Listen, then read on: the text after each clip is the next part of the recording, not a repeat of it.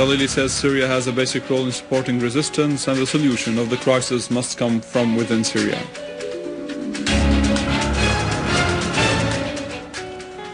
And a huge march in New Delhi in support of Syria, and Larijani condemns the Israeli attacks on Jumaya. Suicide attack near At-Taji prison in Baghdad, Iraq leaves many casualties.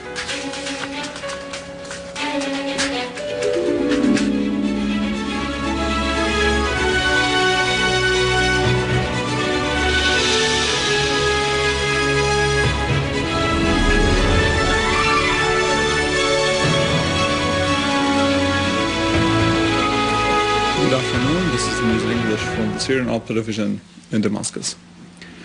Dr. Said Jalili, Secretary of the Higher Council of National Security in Iran, asserted that Syria has a basic role in supporting resistance. Syria remained the steadfast castle in opposition of systems that sought compromises with the Zionist entity. He added that Syria and its government remained steadfast against aggressive policies that continued to enjoy the support of its people who choose the path of dignity.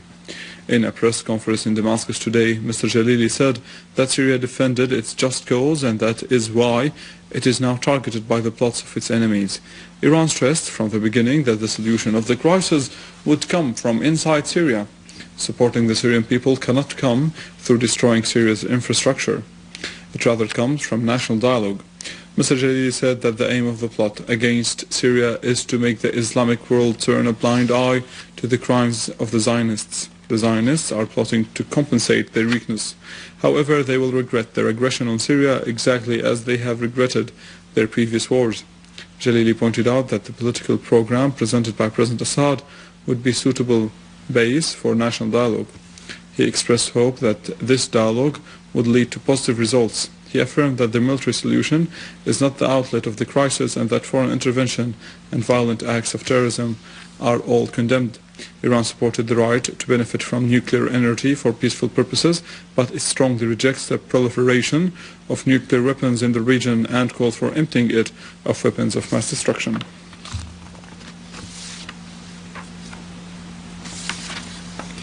In Tehran, the chairman of the Iranian Shura Council, Ali Larijani, condemned the Israeli attack on the Center of Scientific Research in the Damascus countryside, affirming that the attack is part of the plots against Syria. In a telephone call with Muhammad Jihad al-Laham, Speaker of the People's Assembly, Mr. Larijani asserted that the Syrian people would defeat the plot and continue to be steadfast in support of resistance.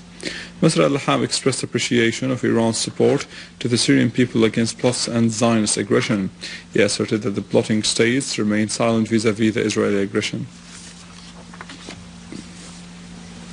New Delhi witnessed a large popular march under the slogan Syria and India, Eternal Friendship.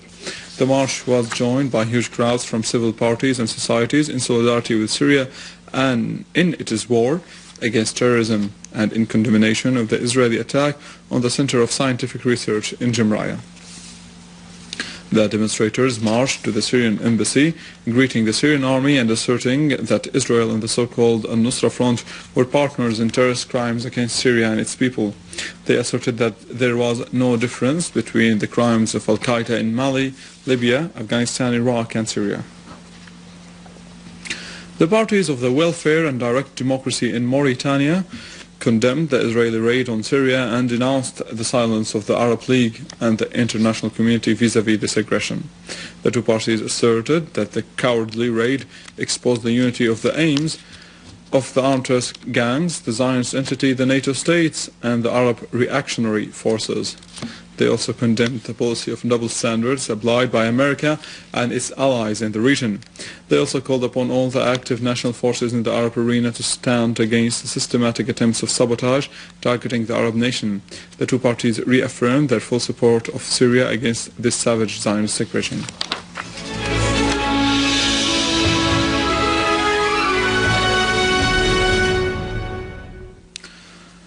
A media source said that special units of the Syrian Arab Army were able to free the Russian citizen Viktor Gorilov and Abdel-Sattar Hassoun, along with Italian citizens Billy Omo, who were kidnapped by a terrorist armed group on the 12th of January in the area of Hesye in Homs countryside. The The source added that Gorilov is an engineer and works in a steel factory of Hamisho company in Aleppo, while Hassoun works as a translator with engineer Gorilov. The Syrian armed forces and the border guards foiled a terrorist infiltration attempt from Lebanon in Telkalach countryside in Homs countryside. Last night, an official source told news reporters that the terrorists tried to infiltrate from Adlin and Azir sites and the Syrian-Lebanese borders using vehicles and motorcycles before the army units repelled them, forcing them to retreat back into Lebanese territories. The source added that a unit of the armed forces destroyed a car equipped with a heavy machine gun along with the terrorists inside it near Al-Auja roundabout at the southern entrance of Al-Husn town in Telkalach countryside. Within the same context, units of the Syrian Arab Army killed and wounded many armed terrorists who have committed acts of intimidation and attacks near the bus terminal area. One of the killed terrorists is Abdulaziz Mahmoud and another is Muhammad Yusuf. Also in Derbin village near Arrestan, the army destroyed a command center that was being used by the terrorist groups, including a number of vehicles equipped with heavy machine guns. Army units eliminated the terrorist gatherings in the northwestern sector of Daraya in Damascus countryside, destroying their weapons and guns. An official source told news reporters that the armed forces restored security and stability to the area extending from the cultural center and Sadiq al-Amin mosque. The source added that trenches and tunnels the terrorists dug around al-Sadiq al-Amin mosque for storing weapons were discovered. The bomb squads also dismantled explosive devices of various weights planted by terrorists in the perimeter of al-Sadiq al-Amin mosque and the neighboring quarters. In cooperation with citizens and locals, a unit of the Syrian Arab Army eliminated a terrorist group on the road to Palmyra Deir Zor. Another army unit killed a number of terrorists in Al-Hawiqa and Al-Mayadin in Deir Zor countryside.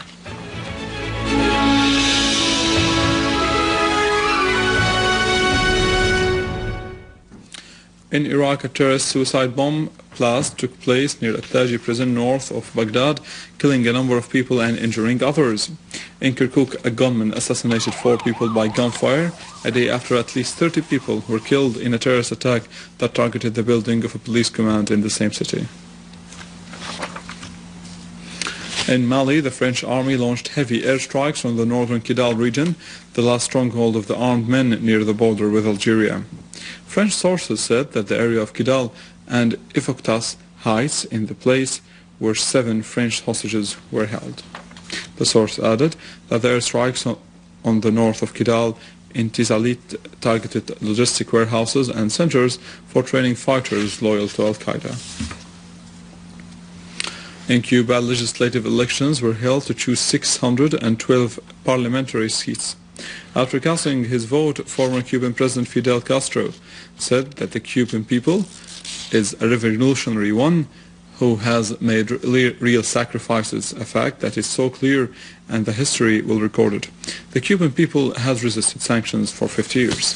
According to the Cuban constitution, the new parliament will elect a state council whose 30 members will elect a president of Cuba on the 24th of February. With this, we come to the end of our news for today. For more details, you can visit our website in English, www.syriaonline.sy. Stay with us, the latest in economy after the break.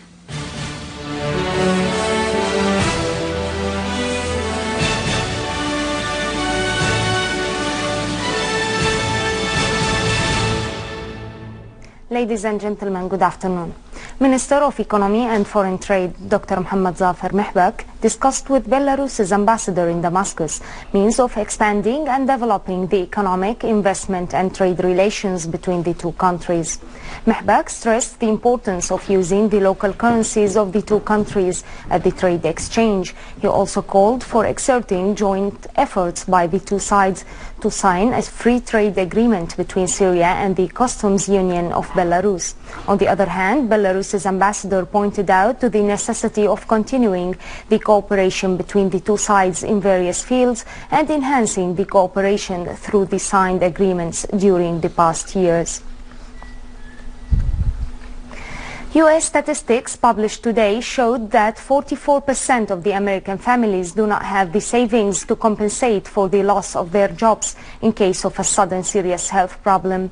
The project's development group announced that these Americans complain of low savings, high debt credit problems, in addition to their low ability to provide university funds and buy a house or save money for retirement, because they are unable to cover their everyday needs, and this is a serious economic problem in the United States.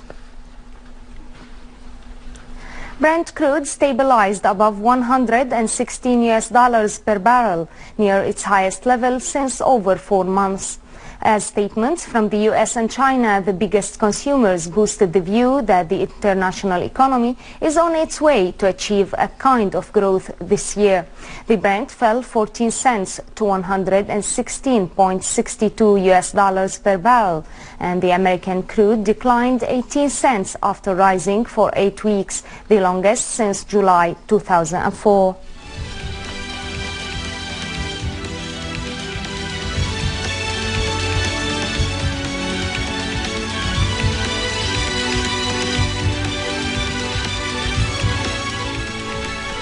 European shares rose for a second day as China's services industries grew at a faster pace. The Asian shares gained while the US index futures were little changed.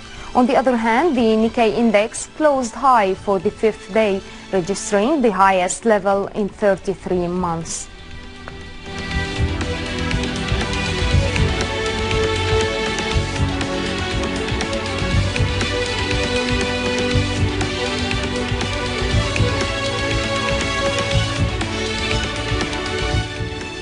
The 21-carat gold was set at 4,350 Syrian pounds, whereas the 18-carat gold was set at 3,729 Syrian pounds per gram, as the jewellery's assembly set the price of the golden coin at 33,000 Syrian pounds, while the English coin was set at 35,200 Syrian pounds for the 21 carats and 36,800 Syrian pounds for the 22 carats.